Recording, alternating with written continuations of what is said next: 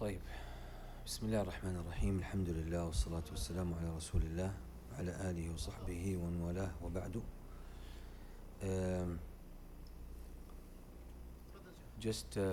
I already started. طيب, that shows how good the volume is. خير إن شاء الله. طيب, before I forget, next week inshallah the halaqah will be at 7:30. 7:30. I know it's easier to have the halaqah after Salat al-Maghrib or when Isha is early to have it after Salat al-Isha because you're already coming for Maghrib or Isha. But to have it at 7:30, that's where the challenge is and that's where the numbers drop, right? But still we'll do the halaqah inshallah. And again, I haven't finalized the topic, but inshallah we'll let you know next week bi'idhnillah ta'ala. I'm just doing a few consultations and just thinking about it a bit more carefully. Today I thought I'll explain a hadith that's in line with the topic of the khutbah that we mentioned today, and this is one of the 40 hadith of An-Nawawi. Hadith is collected by Al-Bukhari. It's from Abdullah ibn Umar. عن عبد الله بن عمر رضي الله عنهما قال أخذ رسول الله صلى الله عليه وسلم بمنكبيه فقال كن في الدنيا كأنك غريب أو عابر سبيل. وكان ابن عمر رضي الله عنهما يقول إذا أمسيت فلا تنتظر الصباح وإذا أصبحت فلا تنتظر المساء وخذ من صحتك لمرضك ومن حياتك لموتك. رواه البخاري. Abdullah ibn Umar radiyallahu anhuma narrates, he says, the Prophet sallallahu alaihi wasallam put his hands on my shoulders. Abdullah ibn Umar was a teenager during the life of the Prophet sallallahu alaihi wasallam. And that shows how the Prophet sallallahu alaihi wasallam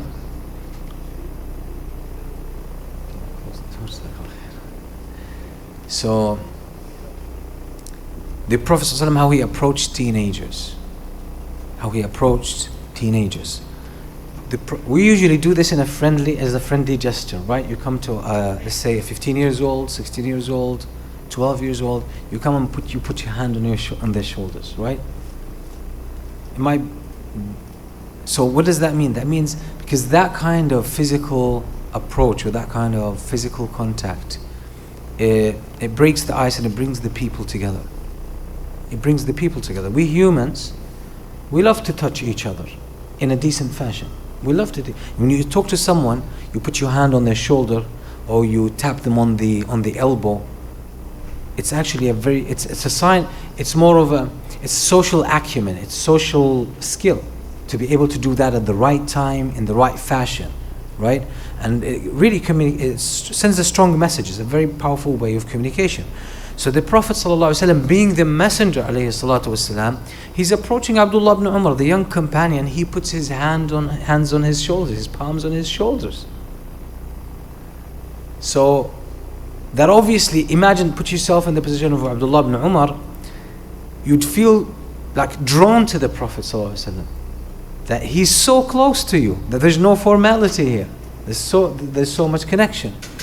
And that shows that the Prophet ﷺ spoke to everyone in the way that was suitable to them, whether their age, their personality, their nature, and so on and so forth. And even the mode of communication would be in alignment with the message itself. That obviously when you speak to a teenager and you're such a person of high status and you put your hands on their shoulders and they're all ears and eyes. They want to take everything you say, right? They're going to take it to heart. The Prophet ﷺ gives him a message, and the message is profound. It's about the nature of this life. It's about the nature of time. It's about the nature of our experience with this life. And it's a metaphor. That's the most powerful message. A metaphor. Metaphors are powerful. Why? Because there are symbols. It's an image. And images drive the point home. They're very profound, they're very powerful. That's why Allah subhanahu wa ta'ala says, وَيَضْرِبُ اللَّهُ الْأَمْثَالَ لِلنَّاسِ, and Allah strikes metaphors, parables, examples for people. Because people learn through metaphors. We learn a lot. Stories are metaphors. That's why they're quite informative. So the Prophet ﷺ says to Abdullah ibn Umar, كن في الدنيا كأنك غريب أو عابر سبيل. Very simple statement. Be in this worldly life as a stranger or as a wayfarer. That's how you should go through this life. That's the attitude you should maintain with this life. That's how you should live your life. It's a mindset. It's a mindset. And the beautiful thing about a mindset, what's the difference between a mindset and an action? An action, for example, the Prophet ﷺ would say, after every salah, you say Subhanallah 33 times, Alhamdulillah 33 times, Allahu Akbar 33 times. Then you say La ilaha illallah wahdahu la sharika lah. That's an action. That's an instruction. It's limited to this specific action. The Prophet ﷺ would say in the morning, you say this dua or this dhikr. You say this dhikr. But here the Prophet ﷺ is not giving us an instruction about a specific action. He's giving a mindset, an approach to life. And this leaks into every aspect of your life. Every aspect of your life. I'll give you an example that I believe is quite telling, especially if we have some fathers here. You know, the moment, it's a turning point in everyone's life when they have their first child. Because you used to live your life as an individual, mainly. As an individual. The moment you have a child, your mindset changes. Your outlook on life changes. Why? Now you realize you don't live for yourself. You live for someone else. Automatically. You hold your child in your hands and you say, I'll sacrifice my life for this child, for this baby. That's a turning point. That's mindset. Your mindset has changed. And that's going to show. So, ways of behavior that you had before being a father now would start changing. How you spent money would start changing.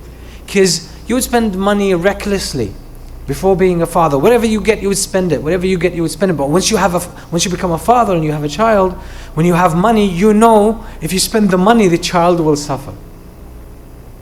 You realize the money is not mine. That's a mindset. Your outlook on things changes completely. And that's why the Prophet ﷺ is instructing Abdullah ibn Umar here. He's not telling him about an action to do. He gives him a way of life, a completely different perspective on life that would help you get things right. So he says, be in this worldly life as a stranger or as a wayfarer, traveler. And metaphors are packed. We have to unpack them. So let's see what a stranger is. كن في الدنيا كأنك غريب. What does this mindset entail? First, it's about belonging. When you're a stranger, that means you don't belong here. Right? You're a stranger. You don't belong here. You're a visitor. That's not your homeland. That's not your home. That's not your country. That's not your land. That's not your territory. Right? So that means you're a stranger. So when you're a stranger, you don't act like you're at home. When you're a stranger, you don't make, for example, long-term investments. It's mainly short-term. When you're a stranger, you don't buy furniture. Right? It's a mindset. It informs everything else you do. When you're a stranger, you don't start planning your whole life, long-term plans, based on this locality, right? Because you're here for a short time. You don't belong here. You don't belong here. So, if we approach this life in this mindset, and by the way, it's true. It is true. We are strangers here. We don't belong here. But we just get too comfortable to the point that we forget this fact. We forget that we are visitors here. We came into this world on a temporary basis. It's exactly when you get a visa into a country, you get temporary resident status, right? You get temporary. That means you're not permanent resident. You're a temporary resident. So you're staying here for 6 months. Let's say after 6 months you have to leave. You can't stay over that. Otherwise you'd be illegal, there are complications and so on and so forth. And in this world, you're going to stay for a short period of time. Now let's say you're visiting a country for 6 months, you get too comfortable, you start buying a house, you start financing a car, right? Which takes, let's say, 4 years to pay off. Does that make sense? It doesn't make sense. You start building long-term plans as if you're going to live here for all your life. But 6 months later, you're going to leave. And you're going to leave. That means any investment you put in here is a waste. It's a waste. You're wasting your investment, your capital. You're not supposed to do this. That's exactly how we are in this world. We are on a temporary resident status in this world. We're not going to stay here. We're going to leave. Although, from where you are, sometimes it might seem as though you're going to stay for long. And that's what's called, what the scholars have always referred to as طول الأمل. طول الأمل. It's attachment to the world, and you just have this kind of delusional hope that you're going to stay for long. That you're going to stay for long. So you start investing in this company, investing in this property, investing in this vehicle, and as if you're going to stay there all your life. But then the problem is, when the term comes to an end, you have to leave. And you can't put the vehicle that you purchased in your suitcase. You can't carry the home that you bought, on your shoulders. You have to leave that. Somebody might say, okay, but I'll sell the house, etc. But it happens. Like I know a person, one of my cousins. He visited the UK when I was living there, and on a temporary basis, he was doing some kind of qualification in medicine, and he got too comfortable. He loved the country, and he got a temporary job after he finished his course. He got too comfortable, so he bought a house, and he took a loan on the house. So what happened? He started going through the process of switching his visa from a student visa into a work visa, and that was allowed there. So he did everything legal. But what happened was his application wasn't successful, and he had the house for about, I think, a year and 1 year, just 1 year plus, and then he had to leave the country. He had to sell the house. He sold the house at a loss of, I believe, like about 30 or 40,000 pounds, which is almost $70,000 US dollars, right? So again, what he did, he started planning long term when he was here short term. It was on a short term basis. He didn't realize, he thought he would stay, and that was delusional hope. That was طول الأمل. And that's the trap that we fall into in this life, is that we forget that we are strangers, that we don't belong here. We were not created for this world. We were not created to stay in this world. We're not designed, our bodies are not designed to stay in this world for long. So we're inevitably going to leave. But we tend to miss the sight of this fact and fall for the delusional hope that we're going to stay here for long. So we start acting and doing things as if we're going to live forever. And that's the problem. So the Prophet ﷺ, he says, be in this world as a stranger. What that basically means, keep in mind that you don't belong here. You're here on a temporary resident, as a temporary resident, and you're going to leave. So make your long-term plans based on this fact. Keep this perspective, because the moment you feel you're a local, that's the moment you are in trouble. How do you know someone? Well, let's forget about that. So the thing is, we are supposed to keep in mind that we are here on a temporary basis, and we are strangers. So that's number one with regards to a stranger. What else can we take from the metaphor or the mindset of a stranger? A stranger does not get themselves too comfortable. They don't get too comfortable. They don't get too comfortable. In the sense they don't settle down. They don't settle down. So the meanings we're going to talk about are a bit close to each other, but we want to still talk about these small distinctions between them. So you don't settle down in the sense you do not, set your roots in this place. You don't settle down. You don't feel too comfortable. So you always feel that you have a home and you're going to go back to it. So you don't settle. Your heart stays attached to back home. Heart is attached to back home. Your heart does not feel it belongs. It doesn't settle here. It's always connected. It's always yearning and longing to your home. And that's an important meaning that we have, because we were not designed for this world. We were not designed for this world. I'm going to share with you some quotes that indicate these meanings. The Prophet ﷺ said, ما لي وللدنيا إنما مثلي ومثل الدنيا كمثل راكب قال في ظل شجرة ثم راح وتركها. The Prophet ﷺ says, what do I have to do with this dunya? What's the connection between me and this dunya? The example of me and this dunya, this worldly life, is the example of a traveler who rested or took a nap in the shade of a tree. Then he left it and went ahead with his journey. That's my example with this dunya. So the dunya is like a shade, the shade of a tree.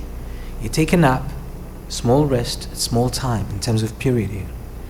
Do you ever have a sense of belonging to that, to that tree, that spot? You don't. Do you build any long-term plans? You don't. Where is your direction? Where is your attention? Where are you longing to? Where are you gravitating to? Back home. Back home. So you're not here. There is no connection between you and this place. It's just a place of utility. It's a place of temporary utility. And thanks for this help. I was looking for an example. The Kleenex that you use, the tissues that we use, right? To blow our nose or wipe something with it. Okay. Do you build the connection with it? Do you say this tissue is so dear to me, I'm gonna keep it? I'm gonna have it with me for a lifetime, and you keep it and you show it to your children, to your grandchildren. We don't do that, right? It's a tissue. You use it, you take the utility, then you throw it. You have no connection to it. No connection to it. There's no value in it for you apart from the utility that it gives. Once you get this utility, you throw it away. That's exactly what this dunya is. That's exactly what this dunya is. It's hard for us to swallow this. Why? Because we spend relatively long time here to the point that we settle down and we get attached here, and we think mistakenly that we belong. Once we have this mindset, we think we're going to stay for long. We know, by the way, cognitively, logically, we know we're not going to stay for long. But emotionally, we're not paying attention to that. So it feels as though we're going to stay for long. We're going to live forever. We think that age 70 is far, far ahead. That's going to take ages to get there. But anyone who's past their 20s, they know that you've been long enough in this world to realize that 10 years fly like that. So our relationship with this worldly life is just like something of a utility, something simple that has no true value. We just take the utility of it or the benefit of it, and then we leave it. We don't get attached to it. Imagine someone, every time they use a tissue, they keep it. Why? Because they get attached to it. And by the way, there's a psychological condition that's actually this. So imagine how this person's life is going to be. The house will be full of tissues, right? all over the place. There are people who have a hoarding issue. I don't know what they have a name for it. So there are people who have this hoarding issue. They can't get rid of anything. So you go into the closet, there's so many clothes they'll never use, they will never use. But they can't just throw them or give them away. They can't. And there are people who can't throw even garbage.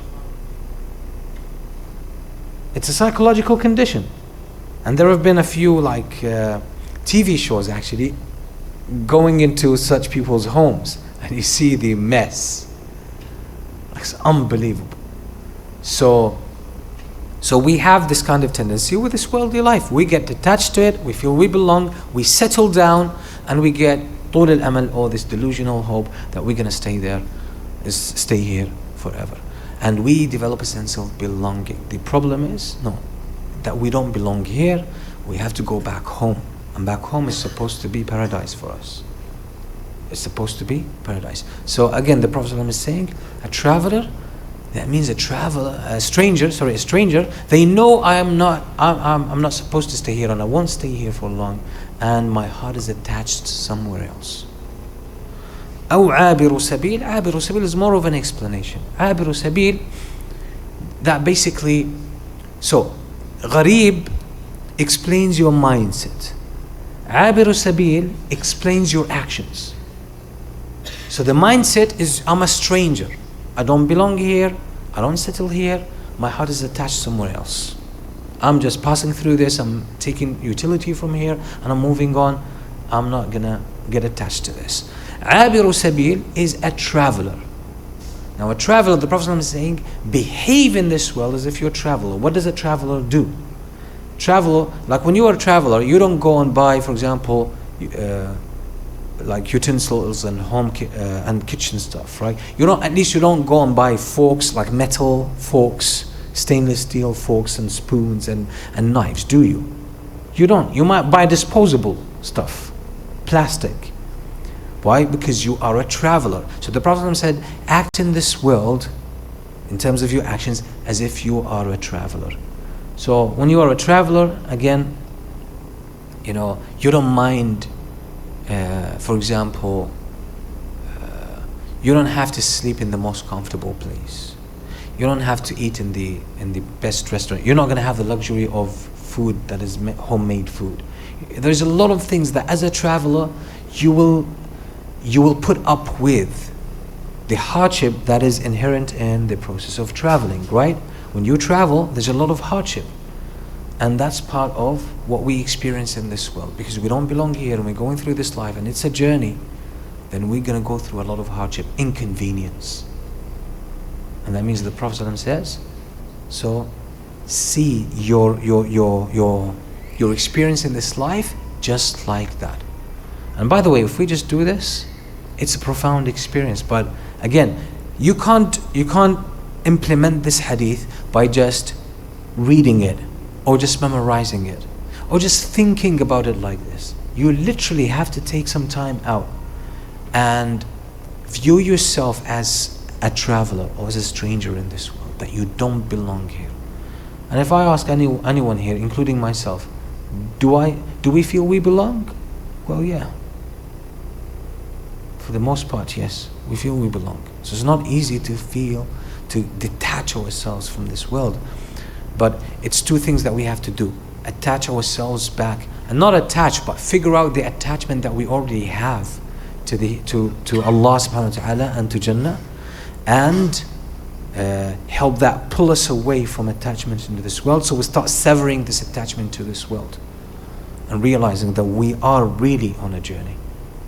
We are. Imam al-Qayyim in his book Al-Fawaid has a beautiful small section but very powerful. He gives a complete analogy about this life, and he says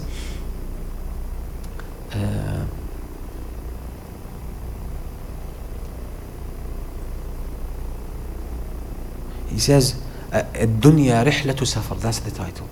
This worldly life is a trip, is a journey. You're traveling. Then he started explaining how everything about this life is exactly similar to a journey.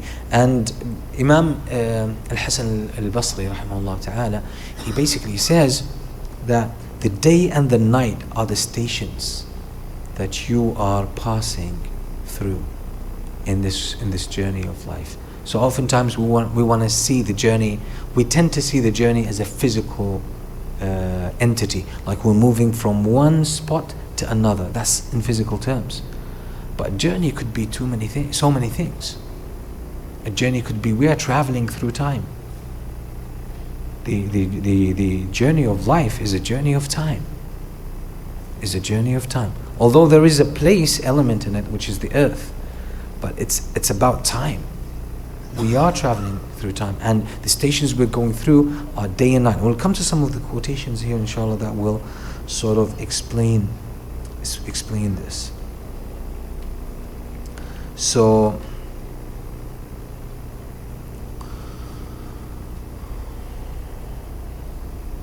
Ali ibn Abi Talib radiyallahu anhu said, "Inna ad-dunya qad irtahalat mudbira, wa inna al-akhirata qad irtahalat muqbila. ولكل منهما بنون فكونوا من أبناء الآخرة ولا تكونوا من أبناء الدنيا فإن اليوم عمل ولا حساب وغدا حساب ولا عمل." Ali ibn Abi Talib radiyallahu anhu said, this worldly life has already set off away from us. It already started its journey away from us. It's pulling itself away from us. It's already coming to an end, this life. And the akhirah has already set off towards us. It's coming towards us. And he says, for each one of them, this worldly life and the akhirah, for each one of them there will be people or sons. He says, be from the sons of the akhirah, don't be of the sons of this dunya. Because this dunya will soon depart. But the akhirah is everlasting, it's going to stay forever. So he says it's foolish, basically he's indicating it's foolish to choose what's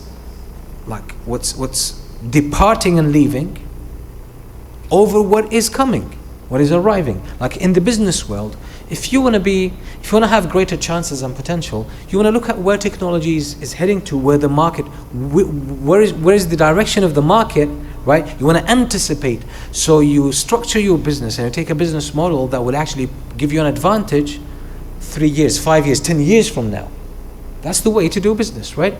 You don't structure your business or build a business model around something that is actually flourishing now, but it's too late. Like in about, let's say, 5-10 years, this business will be extinct anyway.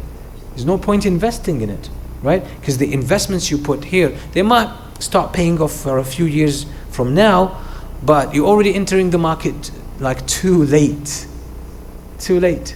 So what means the great investment that you put will stop giving you profit maybe 5 years down the line, and it won't be worth it. That's exactly what he's saying. He's saying this market of this dunya is departed, is already departing. You're catching the last bits of it. So it's not worth investing in it now. Invest in what's coming. Invest in what is to come, because that's going to be there and that will be everlasting. He says, because today there is room for deeds and actions and there is no account. You're not held accountable. But tomorrow in the akhirah, there will be account, but there will be no deeds. You can't do any deeds.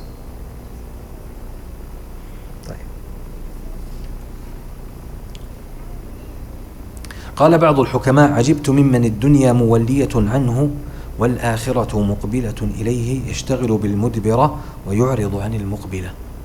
A wise person, he said, I'm amazed, I'm puzzled by someone who sees the dunya is running away from them and the akhirah is coming to them, and they're so busy chasing what's running away and turning a blind eye or turning away from what is coming, what's approaching them, what's coming to them. عمر بن عبد العزيز قال عمر بن عبد العزيز في خطبته: إن الدنيا ليست بدار قراركم كتب الله عليها الفناء وكتب الله على أهلها منها الظعن فكم من عامر موثق عن قليل يخرب وكم من مقيم مغتبط عما قليل يضعن فأحسنوا رحمكم الله منها الرحلة بأحسن ما بحضرتكم من النقلة وتزودوا فإن خير الزاد التقوى وإذا لم تكن الدنيا للمؤمن دار إقامة ولا وطنا فينبغي للمؤمن أن يكون حاله فيها على أحد حالين إما أن يكون. Oh, sorry, this is not his. Yeah. So he says, Umar ibn Abdul Aziz in his khutbah, he said, this worldly life is not your home. It's not a place of residence for you. Allah has written upon it departure and extinction. It's going to come to an end. And Allah subhanahu wa ta'ala has written upon its people, the people of this dunya, Allah has written upon them travel. They have to leave it. They have to travel. When death comes, you have to leave this world. So you are going to travel. He says, how often you will find a house that is inhabited by its people and it's full of life, soon it will be left as a ruin. And how often you will find someone who has settled and they are happy about their residence and about their life, soon they would depart. So he says, may Allah have mercy upon you. Do your best in traveling or leaving this dunya with the best provisions and tools that you have now at your disposal. You know what this reminds me of? This is how often someone who is really happy and enjoying their life and soon they will just depart. And I have this, I know some of the people that I know personally. I know my aunt herself.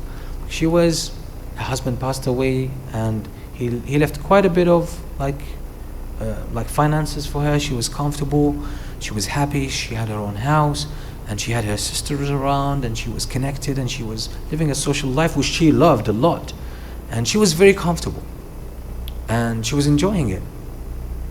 And subhanAllah, a couple of years afterwards, she had to be rushed to the hospital. Then what? She had cancer, and a few months later she passed away. It's like a dream. Honestly, it's like a dream. And she wasn't that old, and it seemed like, hey, like, yeah, she's got everything, finances, she's comfortable, no issues, no problems. She gets along with people very well. She's a very kind, sociable person. And when you just think everything is just going right for her, all of a sudden it all collapsed. But that's what this world is.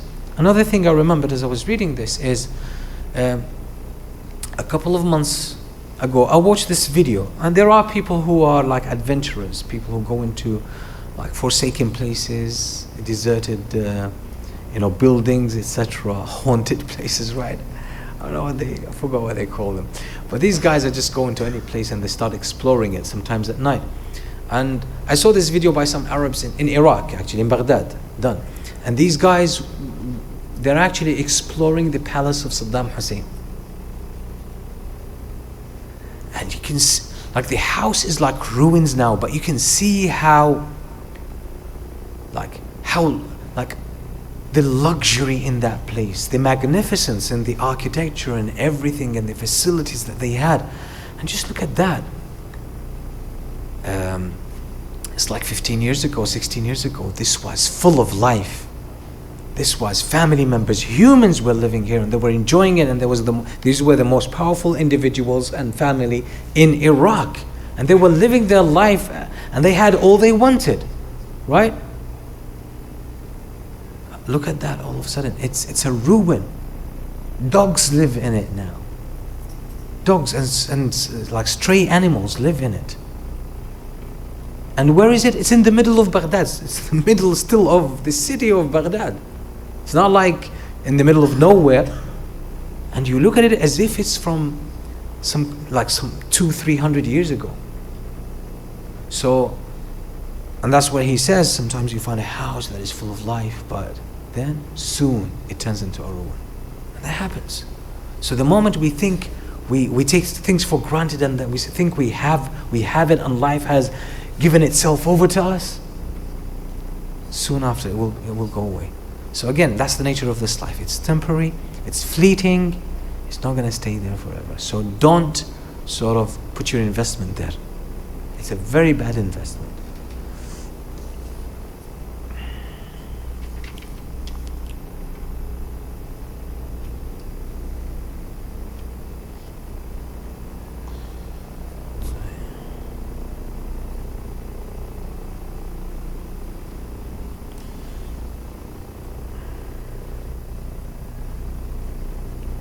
الحسن البصري قال الحسن إنما أنت أيام مجموعة كلما مضى يوم مضى بعضك.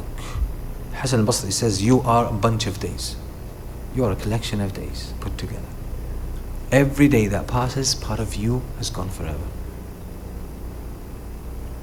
وقال الحسن وقال ابن آدم إنما أنت بين راحلتين مطيتين يوضعك الليل إلى النهار والنهار إلى الليل حتى يسلمانك إلى الآخرة فمن أعظم منك يا ابن آدم خطرا.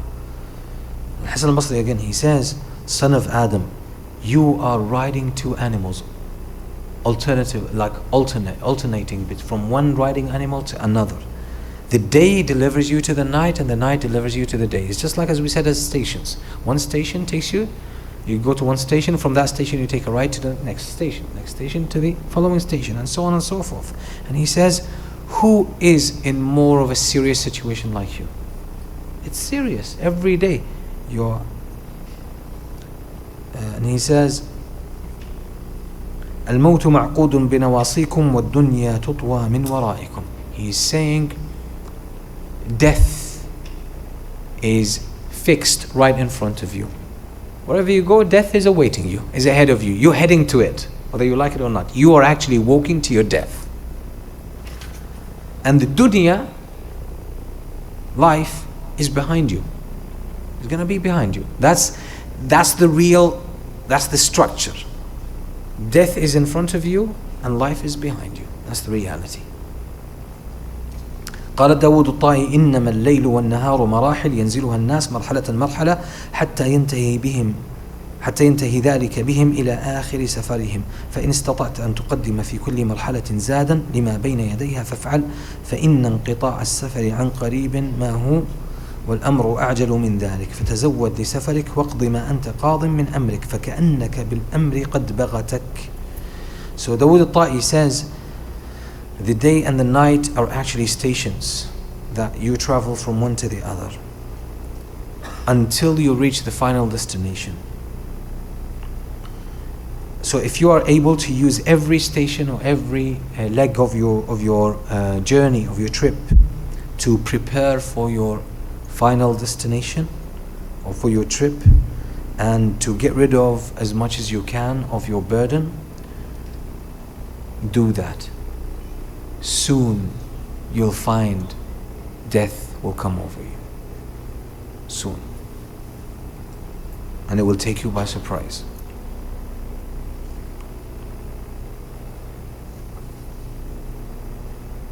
قال بعض الحكماء كيف يفرح بالدنيا من يومه يهدم شهره وشهره يهدم سنته وسنته تهدم عمره كيف يفرح من يقوده عمره إلى أجله وتقوده حياته إلى موته.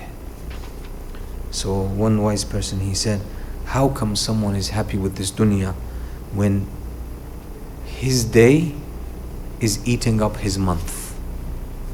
Because the day knocks off a day from your month, right? So it eats up your month, and his month is eating up his years, and his year is eating up his lifetime.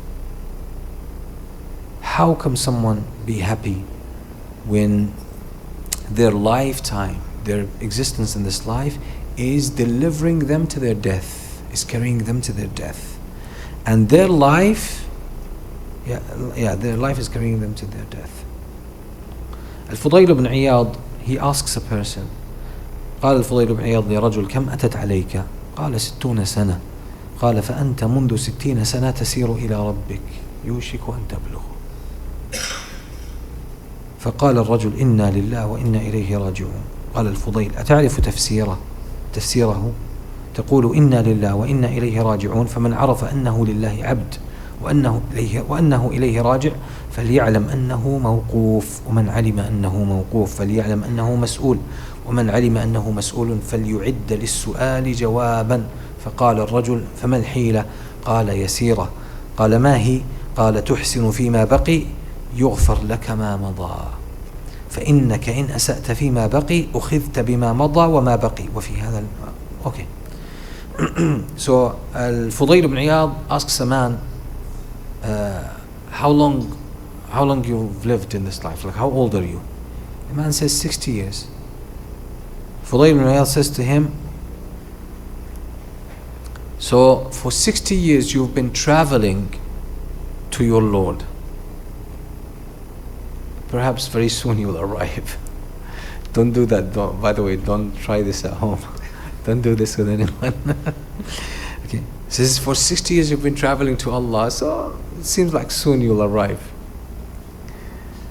So the man says, Inna lillahi wa inna ilayhi raji'un. To Allah we belong, and to Him we will return. Fudayl ibn Iyad says, do you know what that actually means? It means whoever knows that they belong to their Lord, to Allah, and that they are going to return to their Lord, they have to know that they will be questioned. And a person who knows that they will be questioned, they should have an answer ready. So the man says, oh, what can I do? Like I'm helpless. Tell me, what can I do? He says, easy. He says, you do good in whatever remains in your life. Whatever has remained in your life, you do good. Because if you don't do good in the remainder of your life, you will be held accountable for your past and for this coming future. Meaning that if you fix what is remaining in your life, then Allah will wipe out your previous sins. So again, like it's never too late. That's the point. Until the soul reaches the throat. So we're going to stop here, and I can take 2 or 3 questions, inshaAllah ta'ala. Questions?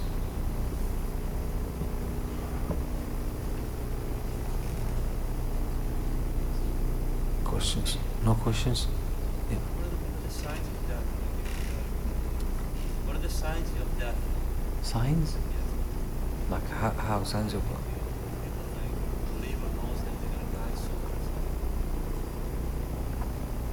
I don't think I understand the question. Say, try to reword it for me. If a person reaching like old age, they have like karama, like any indication that they will die soon. Some people, people don't know when they're gonna die, but sometimes Allah subhanahu wa ta'ala might give some people signs. Some people. Not necessarily only the righteous people. Sometimes some people know about their death. Like somehow they know about their death. So there is, for example, Imam al-Nawawi, rahimahullah, he had a dream. He saw in a dream that he was going to die. So he went and prepared himself and he died. There are stories of people who really like sort of, even non-Muslims sometimes, they're actually like, I read a story about someone who saw in a dream that that a heart was going to run him over, and that literally happened. So we don't understand how these phenomena like really happen, but it could be. But with most people, no. Most people are taken by surprise. Yeah. Questions?